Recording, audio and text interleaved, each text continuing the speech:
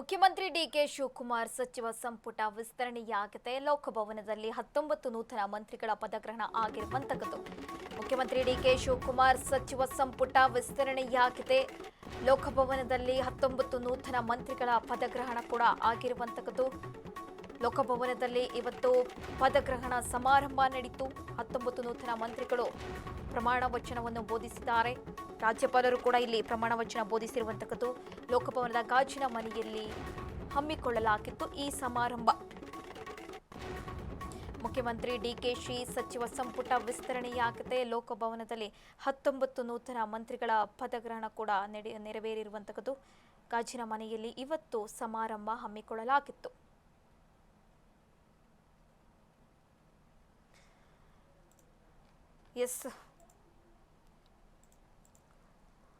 ಮುಖ್ಯಮಂತ್ರಿ ಡಿಕೆ ಶಿವಕುಮಾರ್ 2.0 ಇದೀಗ ಸಂಪುಟ ವಿಸ್ತರಣೆಯಾಗಿರುವಂತದ್ದು. ಲೋಕಭವನದಲ್ಲಿ 19 ನೂತನ ಮಂತ್ರಿಗಳು ಪದಗ್ರಹಣ ಆಗಿದೆ.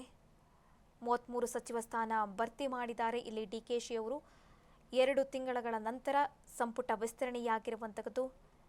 ಡಿಕೆ ಸಂಪುಟದಲ್ಲಿ ಸಮುದಾಯವಾರು ಪ್ರಾತಿನಿಧ್ಯ ನೀಡಲಾಗಿದೆ. ಇವತ್ತು ಲೋಕಭವನದ ಗಾಜಿನ ಮನೆಯಲ್ಲಿ ಸಮಾರಂಭ ನೆರವೇರಿದೆ.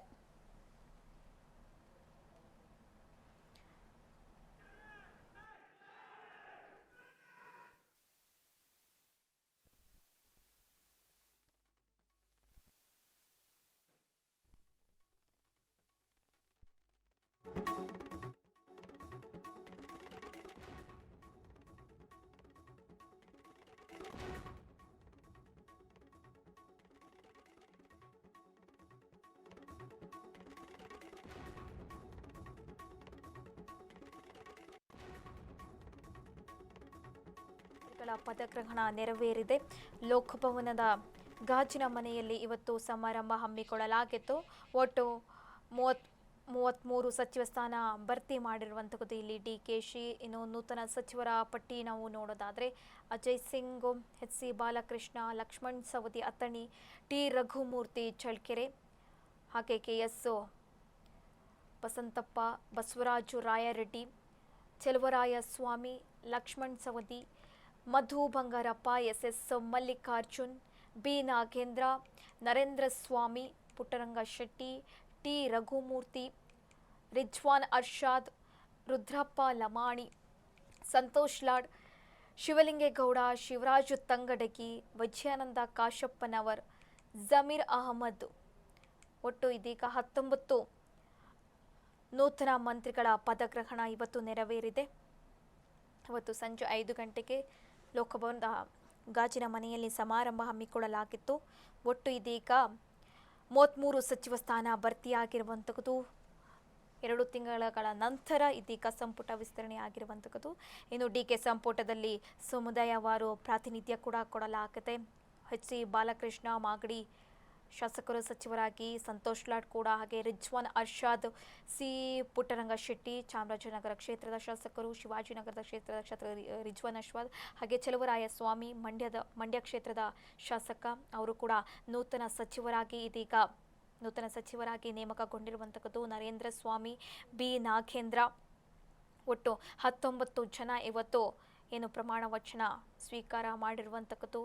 ನೂತನ ಮಂತ್ರಿಗಳ ಪದಗ್ರಹಣ ನೆರವೇರಿರುವಂತದ್ದು. ಶಿವರಾಜ್ ತಂಗಡಿಗೆ ಇರ್ಬೋದು, ಮಧು ಬಂಗಾರಪ್ಪ, ರುದ್ರಪ್ಪ ಲಮಾಣಿ, ಎಸ್ ಮಲ್ಲಿಕಾರ್ಜುನ್, ಅಜಯ್ ಸಿಂಗ್, ಹಾಗೆ ಜಮೀರ್ ಅಹಮದ್. ಒಟ್ಟು 19 ಮಂತ್ರಿಗಳ ಪದಗ್ರಹಣ ಆಗಿರುವಂತದ್ದು.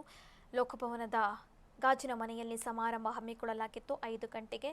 ಸದ್ಯ 2 ತಿಂಗಳ ನಂತರ ಗದ್ದಲ ಎಲ್ಲ ಸರ್ಕಸ್ಸು ಕಸರತ್ತು ಎಲ್ಲದ ನಂತರ ಇದೀಗ ಸಂಪುಟ ವಿಸ್ತರಣೆ ಆಗಿರುವಂತದ್ದು. ಅಳೆದು ತೂಗಿ ಲೆಕ್ಕಾಚಾರ ಮಾಡಿ ಇದೀಗ ಸಂಪುಟ ವಿಸ್ತರಣೆ ಆಗಿದೆ. 19 ನೂತನ ಮಂತ್ರಿಗಳು ಪ್ರಮಾಣ ವಚನ ಸ್ವೀಕಾರ ಮಾಡಿದ್ದಾರೆ.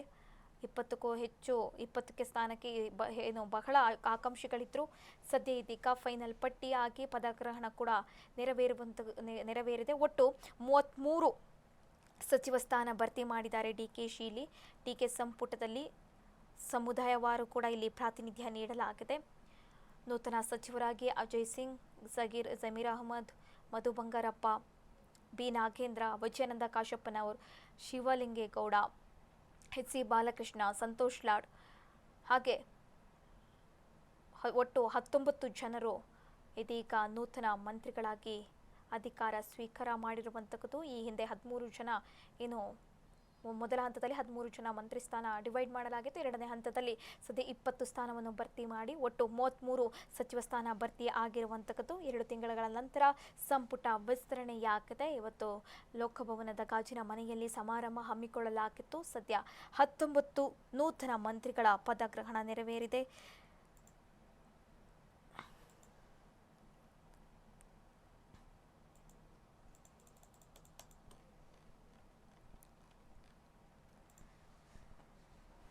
ಮುಖ್ಯಮಂತ್ರಿ ಡಿ ಕೆ ಶಿವಕುಮಾರ್ ಸಚಿವ ಸಂಪುಟ ವಿಸ್ತರಣೆ ಆಗಿರುವಂಥದ್ದು. ಇವತ್ತು ಕಾರ್ಯಕ್ರಮ ಹಮ್ಮಿಕೊಳ್ಳಲಾಗಿತ್ತು, ಪದಗ್ರಹಣ ಸಮಾರಂಭ ಹಮ್ಮಿಕೊಳ್ಳಲಾಗಿತ್ತು.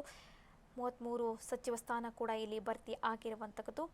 ಡಿ ಕೆ ಸಂಪುಟದಲ್ಲಿ ಸಮುದಾಯವಾರು ಪ್ರಾತಿನಿಧ್ಯ ಕೊಡಲಾಗಿದೆ. ಹಾಗೆ ಹಳಬರದೇ ಪ್ರಾಬಲ್ಯ ಇರುವಂಥದ್ದು.